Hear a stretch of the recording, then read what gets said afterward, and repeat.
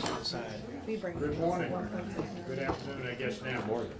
Welcome, we'll call the meeting to order. Without introduction, I'm Byron Chapman, and I'll be chairing the meeting with the Mayor City of Middletown. I'll start from my right. I'm Tom Hall with KYTC District 5 Planning. Matt Bullock, I'm the CDE District 5. I'm John Callahan with Louisville Metro. Bernie Bowling, City of St. Matthews. Aida Colby, Todd. Emily Deal with Louisville Metro. Andy Crouch, City of Jeffersonville. Jim Moody, NDOT. John Ingley, City of Chapel. Brian Dixon, Clark County. Brittany Montgomery, Town of Clarksville. Larry Cheney, Kipton. Ashley Davidson, Kipton. David Riverton. Mary Lou Halbert with Kipton. Sarah Baker, Kipton. Andy Rush, Kipton. Steve Miller, Conference Executive Office. Lori Bacino, City of Mount Washington. Barry Armstrong, Mayor of City of Mount Washington. Jason Stucker, Airedale Business Association. Brad Johnson with HOD. Jasmine Reed, Congressman John Young. Vince Robinson, Triangle. Maria Danilo Sen, KYTC.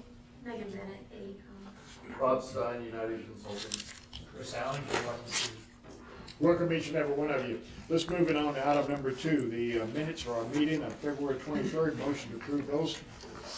So moved. I have a motion second. Second. Any additions, corrections? All in favor, aye?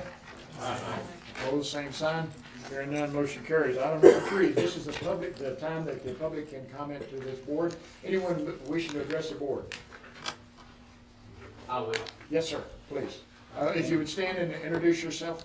Okay, great. I'm Jason Stucker. I'm with Airedale Business Association. I work as the market president and executive here in the Louisville market for Fort Bank as well. And today I'm here to present the Airedale Infrastructure Improvement Plan that we've been working on as the Airedale Business Association. I'm not sure really exactly how many people in this room have been to go through Airedale on a normal basis. You know that we're currently having some issues with the traffic and the congestion with the roundabout, although it is expected to be completed in November. It's very difficult for the business association and the entire community for the past 12 months. But more specifically, how many times you've been through Airedale, but also on your way maybe to Jefferson Memorial Forest, which is truly one of the treasures of the city. It's the largest urban forest in the entire country. And recently, we've been able to take our Boy Scout and Cub Scout troops out there to enjoy it. And I think the most surprising thing you get is that, one, how few people know about that area, that live in this city, that live in this area, that grew up in this area, that just never make it out there. So really, if you've never been through Airedale at night, then you know that's probably why I'm here. It's pitch black, it's dark, it's not very safe. So the Airedale Business Association has worked. We've got 45 members right now. We're working to grow it to 60. We have full involvement from all of the association, all the members as well. We need better infrastructure in that area. And not only just for the Airedale business community and the citizens of Airedale, but also the entire region of all the people for economic development as they travel through Airedale to get to Jefferson Memorial Forest. So I've got a plan here that I will formally present, but I just want to read briefly, very quickly. It recommends infrastructure improvements to provide improved access through Airedale into the area's main tourism attraction, Jefferson Memorial Forest. The proposed improvements will complement and focus on 3 community projects: the Airedale Roundabout, which is going on right now, the Louisville Loop, which is currently in development, and Jefferson Memorial Forest Master Plan. Right now, the association's been working closely with District 13 Metro Councilwoman Vicki Welsh to secure additional funds to come up with a better plan. We've asked for $50,000, and we're hopeful that will get approved. The plan we're working on will be developed with the help of all state. There will be a detailed infrastructure plan. What I have today to present to the committee is just a general. It's just a general outline of what we're asking for, which is broken up into 4 different segments, totaling $8.2 million. But that's really all that I have right now. All right, sir. Thank you. Any questions? We'll make sure this doesn't get lost. We'll move it around and get back with you. How's that sound? Thank you. I've got plenty of copies of it for you guys to keep it if anybody else wants any additional Anyone want information. a copy? I'd like to have a copy. I'll take them.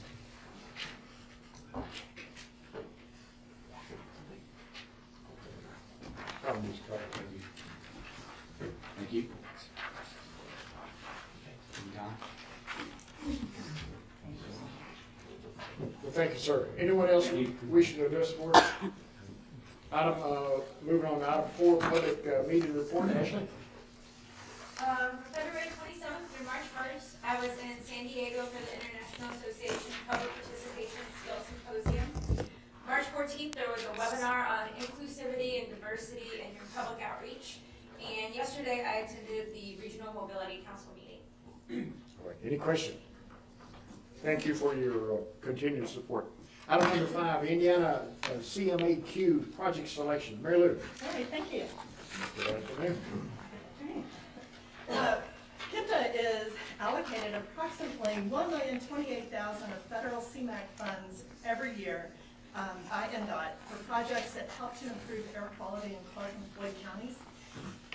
And NDOT opens the application cycle twice a year, in the summer and in the winter, so that MPOs can request applications and then get those reviewed for eligibility by NDOT and FHWA, and then programmed in the TIP for implementation. Now, this past winter, our staff issued a call for applications for fiscal years 2019, 2020, and 2021. On November 28th is when we issued the call for the projects, and then the applications were due on January 13th. We received 2 applications. There's a spreadsheet that was in your packet.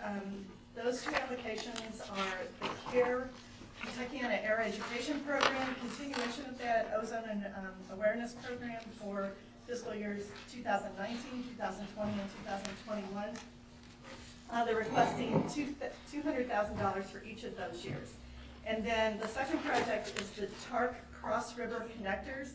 This is a new project proposed by TARC that it's actually for 2 TARC routes.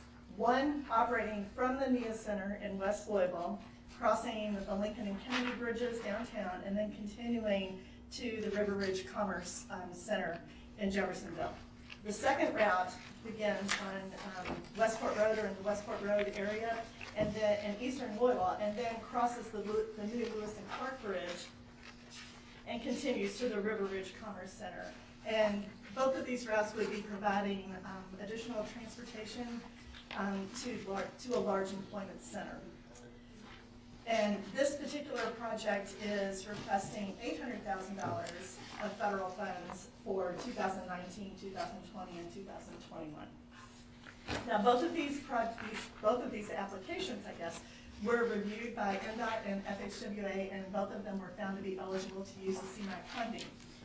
So these projects are now requesting to be programmed in the TIP, and requesting, I guess, KIPTA to allow them to use the CMAQ funds that we have coming to us. So the projects were discussed at the project sponsor working group meeting that met on March 13th, and it was they were both recommended for funding.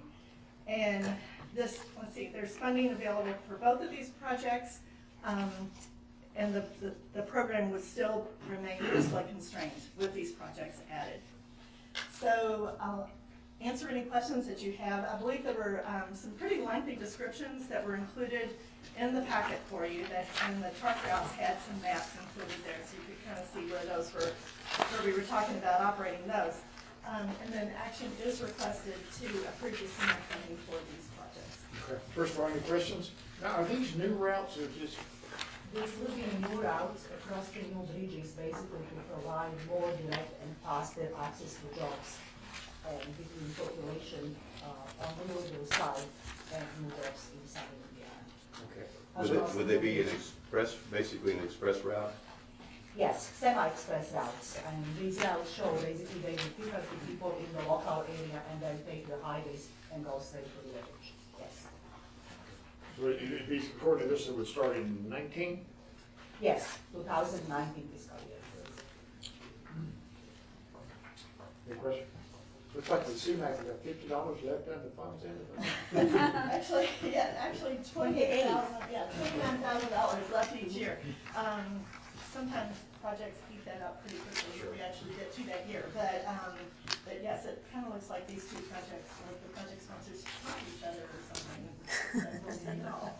I don't think they did. You know, this would give funding for 3 years. Correct. And of course, if it's successful, then you'll be back again, or work that in your regular schedule, you feel? CMAQ actually originally allows opportunities for 3 consecutive years, but I believe there is a new addition that there is opportunity for more funding. Please correct me if I'm I wrong. think you can, Continue somehow, with that? yes, I think they did change the rules on it a little bit where you can reduce the amount of funding that you're using like in the first and second years and then, stretch that out a little bit for like a fourth and fifth year. But I would maybe have to clarify that with somebody before. Thank you. And that action is requested, and that would be the approval of both of these projects, we can take them together, then, if that's. Yes. Okay, motion to approve these projects. Motion to approve. Second? Any other questions? All in favor, aye? Aye. Opposed? Motion is carried, thank you so much. Mary Lou, looks like you're gonna stay with us again. Indiana dedicated funding priorities, item number 6, Mary Lou. All right, this time we're gonna switch gears just a little bit, but it's basically the same. Shift gears. Okay, on March 13th, we had the 5-year plan project review meeting to look at the projects programmed in the TIP with the Indiana STP, CMAQ, HSIP, and TAP funds. So we reviewed the schedules of all the projects that were in the entire program, which is fiscal year 2017, which is our current fiscal year, through fiscal year 2021. And a spreadsheet showing the projects and the changes that are highlighted actually was included in your packet there. In the STP and TAP funding categories, there weren't any changes to the schedules or the costs. We just reviewed the projects and talked about the schedules and made sure everything was on track. In the HSIP funding category, we did have some changes. We had the Clark County Highway Sign Inventory and Replacement, which is KIPTA 2188. But all we did to that was we split out the construction engineering from the construction phase. So the construction engineering is $55,400 of federal funds in 2017, and then the construction phase is $348,974 of federal funds. Brian, nothing actually changed on that. We just split out that construction engineering on that. Okay, and the second project then in the HSIP funding category is the HSIP sign inventory and replacement in Jeffersonville. It's KIPTA 2207. And we split out the construction engineering from the construction phase, just as we did on the other project. And then we reduced the construction funding. So the construction, the construction engineering is now $32,040, and the construction is $143,069 on that. Then, in the CMAQ funding category, we had a couple of changes there. We have the State Street Corridor Improvements Project that had an increase, that needed, well, it has an increase in its cost and needed additional construction funding, adding $232,128 to that. And then the Kentuckiana Air Education Program and the Tark Cross River Connectors that we just spoke about in the other agenda item, those two projects are actually being added to the programs here in 2019, 20, and 21, as shown in the 5-year program there. So now, due to the reduction in the 2017 HSIP project cost, I'm requesting to flex the unused HSIP funds to the CMAQ funds to be used by the State Street Corridor Improvements Project that had the cost increase. And that amount is $232,128. And we are allowed to flex up to 50% of our HSIP funds. So we could go up as high as $303,000, but we only need to do $232,128. So I will answer any questions that you have on this. And I think this time I'm requesting 2 actions to be taken. One to request to flex the funding to HSIP, from HSIP to CMAQ. And then one is requested to approve the changes to the 5-year plan. Changes come first, you think? think Flex. Flex Club, okay. All right, I need a motion for the flex to change the money of $232,138. Need a motion, okay. So moved. Second. Second. Any questions? All in favor, aye? Aye. Motion carries. And next, were the changes to the plan.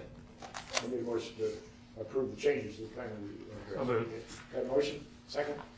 Second. Motion and second. Questions again? All in favor, aye? Aye. Good job, thank you. Thank you. Item number 7, shift project selection. This is Mr. Cheney, all right? You got the floor, sir. Thank you. At the TPC meeting, we presented the slate of projects that we have determined that we're going to sponsor. For those of you who weren't at the TPC meeting, this iteration of the 6-year highway plan that the Transportation Cabinet's putting together is going to be done a little bit differently than it has been in the past. What we're doing is we are looking at all the projects that are in what is called the Project Information Database. The Project Information Database has been used at the Transportation Cabinet, has been used in a variety of ways through the years. Originally, it was the unscheduled needs list. It represented all the projects that were outside of the long-range plan. When the long-range plan was changed where it's not a project-specific document anymore, then that project information database became a little bit more than it was in the past. In the future, it's going to be even more than that. It's going to become basically a long-range plan where projects will be chosen from that database to be funded and to move forward in the 6-year highway plan. Part of that process, the area development districts, the MPOs, and the district highway offices are all given an opportunity to sponsor a project. When I say sponsor, it doesn't mean you're providing the match. It means that we're going to say that project should be considered for funding, whatever funding the Transportation Cabinet might come up with in the next plan. We, as an MPO, were given the opportunity to sponsor 51 projects. The Transportation Cabinet had 71 in the entire district, I think 59 of which are in our regions. So Bullitt, Jefferson, Oldham County get 59 of those 71 projects that the Transportation Cabinet is sponsoring. The reality of this is that only a handful of projects will actually get funding. We know that, that's typically the case. But what's going to happen from this point, we've got our list, they've got their list, it all gets piled together in this big box, black box, according to Tom. And the formula that the cabinet had put together to evaluate projects will then give all those projects a ranking, a number. Those top ranked projects then will be given even more consideration. They'll be brought back to us in the summer, July maybe. And the MPO, the district, and the area development district will all have the opportunity to add extra points to those scoring numbers to elevate the project in the hierarchy of projects. So, for instance, if a project is ranked about 80, and it looks like the projects in the 90, 95 range will be the ones that are funded, the district office can throw points at it, the MPO can throw points at it, and it will elevate up into that 95 category and be considered. We don't know exactly how that's going to work yet. We'll learn as the year goes on how that process is going to work. But what we did is we took the list of projects that are in our Metropolitan Transportation Plan, because we felt like here at the MPO that we could not really sponsor any project that wasn't already designated as a project for the MPO. So if it's in the MTP, we're going to consider it. So we took all of those, we took the projects then, and we weighed them against all of the things that we've been presenting to you over the last 2 years with all of our goals and objectives and our performance measures and all of those things that we put together in the online resources that we've been showing you. So we've got the focus areas, we've got areas of concern, those being combinations of where we either have some kind of connectivity issue, we've got congestion, we've got freight, we've got something is going on in that particular area. So we have these focus areas. We have areas of concern, and we have a freight network and freight considerations. So as we went through the list of projects, we pulled out the ones that wouldn't fare very well in the process, like sidewalk projects, for instance, are not going to score very well no matter what we do with them. So those were taken out. Maintenance type projects were taken out of the list. Bridges were taken out. And the list that you have that was in the packet of the 51 projects is what we ended up with at the TTCC meeting. Basically, you can see over on the right column how they fared with our mirror that we're holding them up to with our goals and objectives. There were a couple of projects that were added at the TTCC meeting, mainly because they already had received some funding. So those were added into the mix as well. So we want to keep those moving forward. And that's what you have today. And what we're asking today is for this group to approve that list of projects for MPO sponsorship, so we can give that list to the Transportation Cabinet and they can move on with their scoring process. We'll be visiting this again later in the summer when we have the opportunity to reevaluate these projects and add those points. Questions?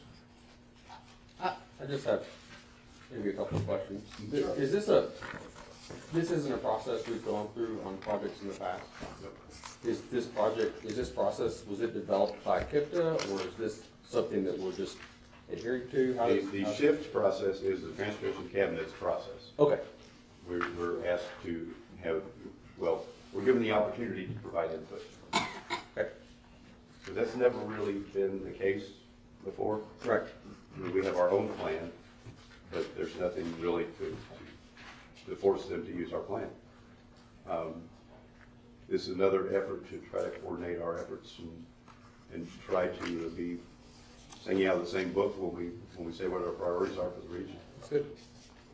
Yeah. I think it's a good step in From the the highway right direction. department's perspective, every 2 years we come up with a funding plan, or 2-year funding plan. And in simple terms, I think the highway department is asking the MPO, hey, what are 51 important projects that you would like to see potentially move forward in the next highway? And it builds some groundwork for the future too, because now we have the list, we'll have the priorities based on the scoring, and we'll be able to carry that forward as we, 2 years from now, when we look at it again, how far have we come and where do we need to go? You said there'd be some additional scoring this summer Yes. on these projects. Yes. Any questions? No question, I need a motion then, if that's your wishes to approve this list and pass it on to the TYPC. Motion? I'll make a motion. Have a motion, have a second? Second. Any other questions? If not, all in favor, aye? Aye. Opposed? Looks like the motion does carry. Jamie? Item number 8, no, 7. That's it. 8. Additional obligations authority of TYTC. Yes. The Kentucky Transportation Cabinet receives federal funding that is then sub-allocated to the MPO for a lot of different things, a lot of different funding categories. Across the state, they have the same thing. There's statewide CMAQ dollars, there are interstate dollars, there are Appalachian program dollars. All of these allotments, if you will, sub-allocations, are SDP dollars. Our own SDP urban dollars or SLO dollars are a portion of that. Each year, the state will receive that allotment according to the transportation bill. Each year, each state also receives a spending authority or obligation authority, which is smaller than that allotment. And what that does is it allows the federal government to better manage the outflow through the course of the transportation of those dollars. So if your spending authority is a little bit less than your allotment, what happens is at the end of the year, there's a process that the federal government goes through, that they see how much of that obligation authority all of the states have used. If they have not used all of their obligation authority, then it is offered to states who can use it. Kentucky in the last few years has been able to use that at the end of the year. And what it amounts to is that we can spend a bigger portion of that allotment than we were originally allowed. So it allows us to bring more federal dollars into our community. Transportation Cabinet has requested, looking at our balance that we have at SLO dollars, right now we have a balance of about $75 million. The Cabinet would like to use $60 million of those dollars to apply to award projects in our region. Now what that does is if they are offered the opportunity to have more spending authority, they would be able to use our SLO dollars this year, before the end of the year, for projects that are in our region. And there's in your packet, there's a letter there from the central office that details what those projects might be if that money becomes available. They're interstate rehab projects, they are painting of the George Rogers Clark Bridge, which we've needed forever. There's about $70 million worth of projects there that could be done here at the end of this fiscal year using additional spending authority.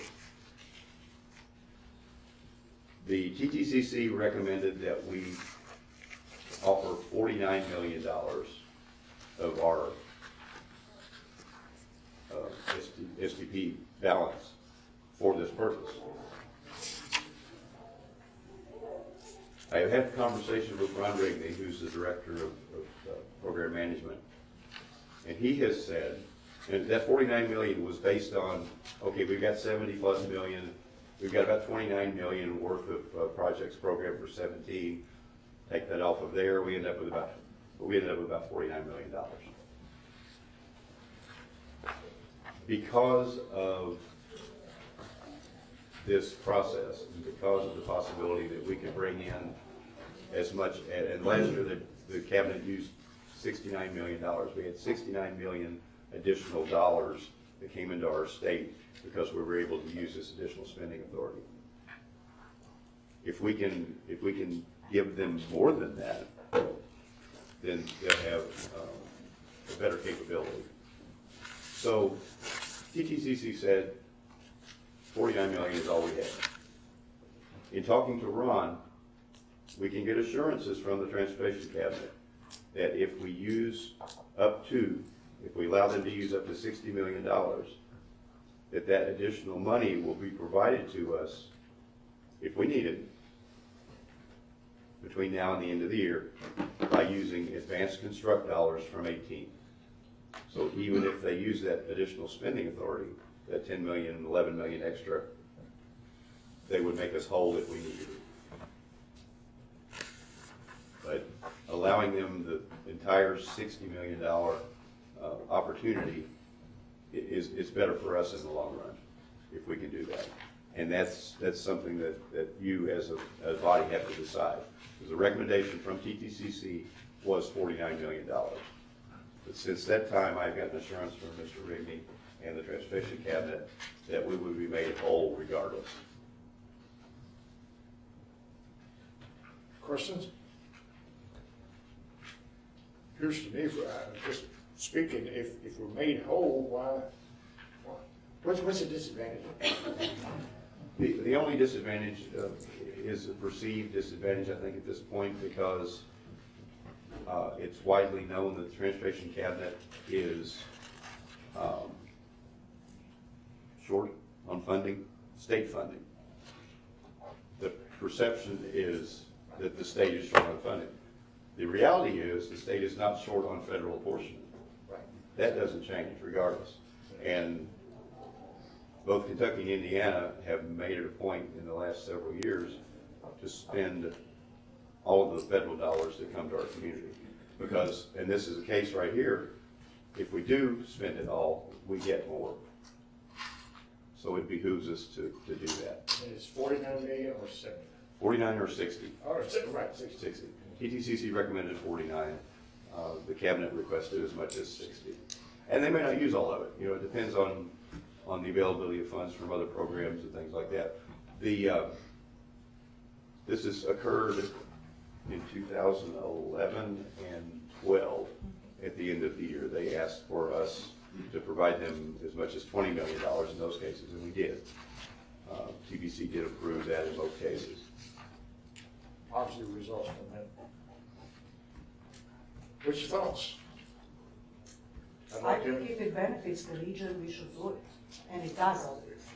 And that's the thing, if we are, they have made the assertion that whatever we provide, Exactly. they will use those dollars in our region. And in the long term, benefits us in receiving federal funding, and I think that's smart move. I think with the assurance that they would AC funds from 18 to cover it, it sounds like a good thing to me.